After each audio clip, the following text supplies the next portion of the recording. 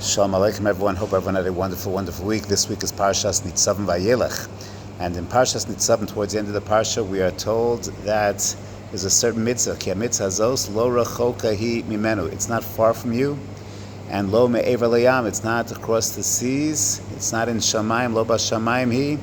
Rather, ki karov elecha bepicha beficha uvilvavcha la'asosa. And what is this mitzvah? Machlokes hamafarshim. Whether it's the mitzvah of tshuva or it's the mitzvah of Torah, of limud haTorah. And many midrashim and indications in Chazal say indeed. The simple pshat is it's tshuva because that was the parsha beforehand, but others suggest it's the mitzvah of limud haTorah. And lo b'shamayim hi. It is not in heaven, it is not me'ever layam, ki beficha karov elecha, ki beficha uvavavcha la'asosa. So it's a beautiful, beautiful medrash, a stunning medrash.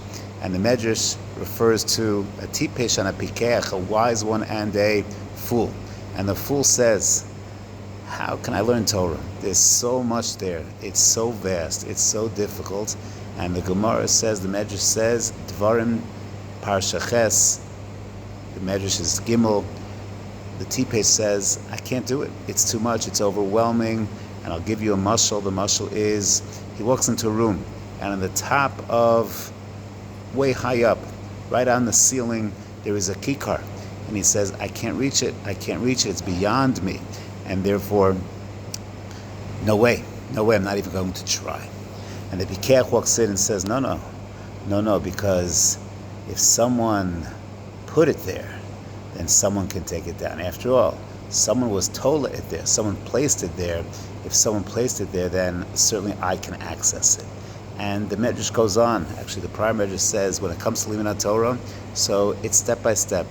You learn first some psukim, then you can go to ksuvim Tanakh, then you can go to Mishnayos, then you can go to Gemara, daf by daf, brick by brick, rung by rung, and all of a sudden you start to climb, and all of a sudden you're able to access the kikar. Indeed, if you just look at it, I'm going to learn Kol HaTorah Kula. That is Bashamayim. That's too much.